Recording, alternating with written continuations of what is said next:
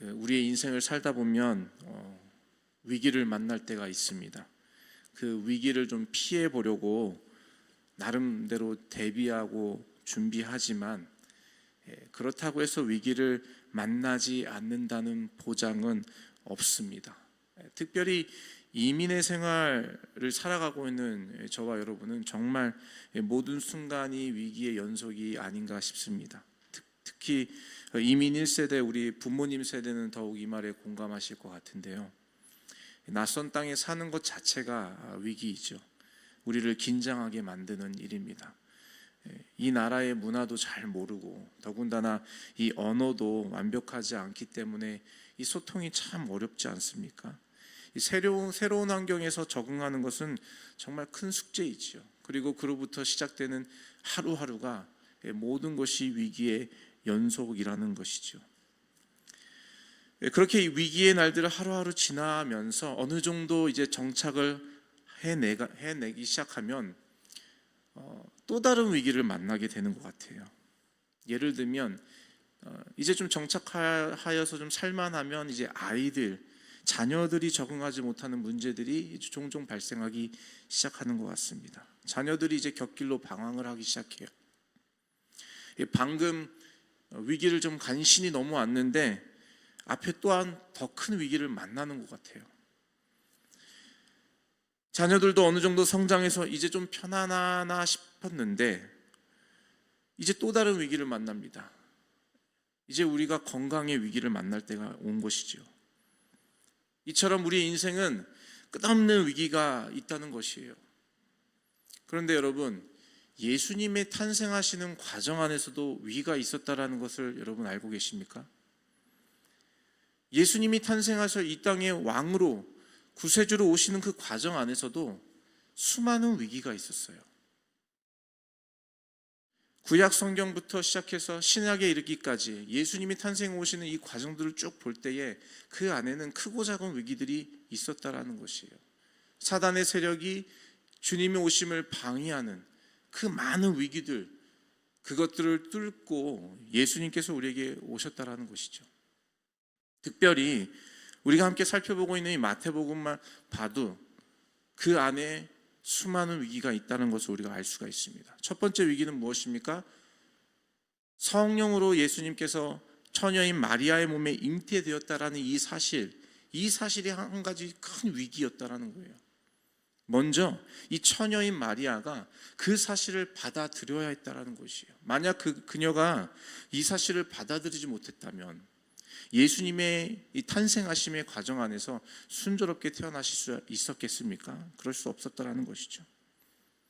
참 감사하게도 이 처녀인 마리아, 그때 당시에 이 처녀 마리아는 지금으로 보면은 10대 소녀와 같은 그런 나이였어요. 아주 어린 나이. 그 소녀와 같은 그 처녀 마리아가 성령으로 아이를 잉태하였다. 더군다나 약혼한 상태에서 남자를 알지 못하는 상황에서 성령으로 아이를 잉태하였다라는 이 사실을 여러분 그 소녀와 같은 이 처녀 마리아가 어떻게 그걸 받아들일 수 있었을까요?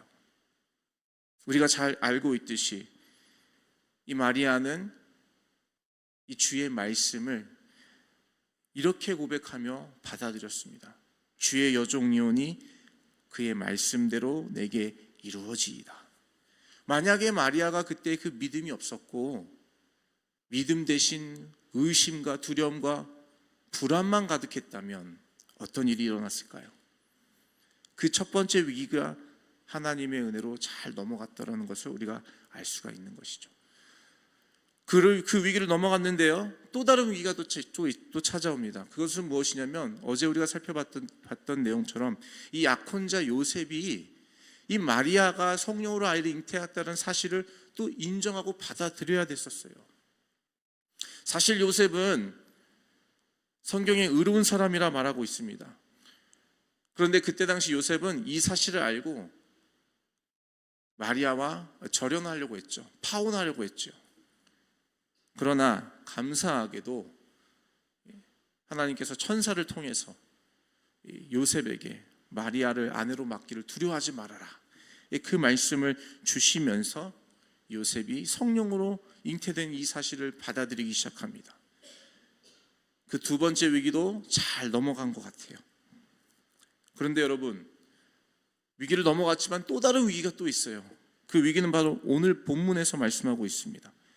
오늘 본문의 내용은 이제 동방의 박사들이 큰 별을 보고 이스라엘 땅에, 유대 땅에 왕이 나신다라는 사실을 알게 됩니다. 그리고 나서 당시 그 땅을 통치하던 헤롯 왕, 이 헤롯 대왕이라고도 부르는데요, 이 헤롯 왕에게 찾아와서 유대인의 왕이 어디서 나느냐 물어본 거예요. 근데 이 헤롯 대왕은 당시의 이 권력욕이 상당히 강한 왕으로 성경이 보여주고 있고요. 그 외에 성경 외에 다른 문건에서도 그렇게 보여주고 있는데요. 나 외에 다른 이 유대 땅을 다스릴 왕이 있다라는 이 사실에 대해서 이 헤롯은 시기와 질투와 원치 않는 마음이 있었던 것 같아요. 그래서 우리가 잘 알다시피 예수님이 태어나신 그때에 이 헤롯 왕은 2살 정도 된 아이들을 다 죽이는 학살을 일으키는 것을 알게 되지요. 이 동방의 박사들이 헤롯 왕을 찾아와서 이 왕이 어디서 나시냐 물어봅니다. 그러자 이 헤롯 대왕이 당시의 대제사장과 서기관들을 모아서, 그들이 이제 성경의 말씀을 잘 알고 있으니까요, 도대체 왕이 어디서 나느냐 물어봤더니 베들레헴 땅에서 난다라는 예언의 말씀이 있습니다. 이게 알려준 거예요. 그리고 나서 동방의 박사들을 불러서 그들에게 그 땅을 말해주지는 않으면서, 너희가 혹시나 이 유대인의 왕이 태어난 것을 알면 내게 알려줘라. 나도 그에게 가서 경배하고자 하니. 이렇게 속이 없는 말을 하는 것이죠. 원래 헤롯 왕의 이 속셈은 무엇입니까? 왕을 찾아내면, 그들로 인해 찾아내면 그 왕을 죽이기 위해서였죠. 이것이 바로 위기였어요. 만약에 이 박사들이 곧이곧대로 왕을 찾아 아기 예수님이 태어나신 곳을 찾아내요. 그 사실을 헤롯 왕에게 알렸다면 어떤 일이 일어났을까요? 이 아기 예수로 태어나신 예수님께서는 목숨의 위험을 당하게 되시는 것이죠. 그런데 감사하게도 오늘 말씀 12절 마지막에 보니까 하나님의 놀라운 기적의 역사가 또한 일어나고 있어요. 12절을 같이 한번 읽어보실까요? 오늘 말씀 2장 12절입니다. 같이 읽겠습니다. 시작. 그들은 꿈에 헤롯에게로 돌아가지 말라 지시하심을 받아 다른 길로 고국에 돌아가니라. 아멘. 여러분, 위기의 때마다 하나님께서 친히 역사하시고 일하시는 것을 우리가 볼 수가 있습니다. 처녀 마리아에게 성령으로 아이를 잉태했다라는 이 사실, 그 받아들일 수 없는 인간적인 이 상식과 경험으로서로 받아들일 수 없는 그 일을 천사를 보내심을 통해서 주님께서 친히 그 위기를 넘어가게 하십니다. 약혼자 요셉이 또한 그 사실을 받아들일 때도 마찬가지입니다. 천사를 보내서 이 요셉이 가만히 끊고자 할 그때에 천사를 보내서 요셉에게 말해주지요. 성령으로 잉태된 것이니 마리아를 아내로 받는 것을 두려워하지 말아라. 그 말씀을 받고 난 이후 요셉은 어떻게 행동합니까? 그 말씀을 받아서 바로 마리아를 아내로 데리고 옵니다. 성경이 그렇게 기록을 하고 있어요. 오늘 이 동방의 박사들이 만약에 예수님을 찾아서 그 예수님이 나신 그곳을 만약에 헤롯에게 알렸다면, 그 직면한 위기를 또 주님께서 넘어가게 하시는데요, 그때에도 마찬가지로 주님께서 그 동방의 박사들에게 꿈으로 나타나 지시하심으로 헤롯에게 가서 그 예수 나신 곳을 알려주지 않고 다른 길로 고국으로 돌아가게 하심으로 아기 예수님께서 요셉과 마리아와 함께 피해서 애굽으로 내려갈 수 있는 기간을 만들어 주셨다라는 것이에요. 이처럼 여러분, 우리의 인생에도요, 우리의 위기 때마다 보이지 않는 하나님의 손길이 우리를 이렇게 지켜주시고 인도하여 주셨다라는 사실입니다. 저와 여러분이 오늘까지 이렇게 살아올 수 있었던 것, 그 매 순간에 만났던 위기 때마다 주님의 인도하심, 신실하심으로 인해 우리가 여기까지 올 수 있었다라는 사실을 믿음으로 받으시기를 예수님의 이름으로 축복합니다. 우리의 모든 인생이 주님의 인도하심에 따라 있다라는 것이에요. 이 모든 위기의 순간들, 특별히 예수님의 나시는 그 모든 위기의 순간에서도 주님께서는 친히 당신께서 역사하셔서 그 모든 위기를 넘어가게 하심으로 우리에게 구세주가 탄생하실 수 있도록 길을 열어주셨다라는 것이에요. 그래서 예수님이 탄생하기 약 700년 전 이사야 선지자가 그 하나님께서 그 구원의 역사를 이룸에 있어서 이와 같은 예언의 말씀을 주고 계시는데요. 우리 이사야서 9장 7절의 말씀 한번 찾아보실까요? 구약성경 이사야로 가셔서 9장 6절과 7절의 말씀 한번 찾아보시겠습니다. 제가 가지고 있는 성경 구약성경 978페이지입니다. 이사야 9장 6절과 7절의 말씀 우리 함께 읽어보도록 하겠습니다. 6절부터 같이 한번 읽어볼까요? 6절입니다. 시작. 이는 한 아기가 우리에게 낳고 한 아들을 우리에게 주신 바 되었는데 그의 어깨에는 정사를 메었고 그의 이름은 기묘자라 모사라 전능하신 하나님이라 영존하시는 아버지라 평강의 왕이라 할 것임이라. 그 정사와 평강이 더함이 무궁하며 또 다윗의 왕자와 그의 나라에 군림하여 그 나라를 굳게 세우고 지금 이후로 영원히 정의와 공의로 그것을 보존하실 것이라. 만군의 여호와의 열심히 이를 이루시리라. 아멘. 이 예수님이 탄생하기 전 약 700년 전에 이사야 선지자를 통해서 이미 주님께서 아기 예수님의 그리스도의 탄생하심을 예언하고 있는 내용이 바로 이 이사야 9장 6절 7절의 말씀인데요. 이 말씀을 보시면 예수 그리스도의 탄생에 있어서 이 구원의 역사를 이루어 가시는 이 일에 있어서 여호와 하나님께서 열심으로 일을 이루시겠다라는 말씀을 하고 계십니다. 이 7절의 마지막 부분이죠. 만군의 여호와 열심히 일을 이루시리라.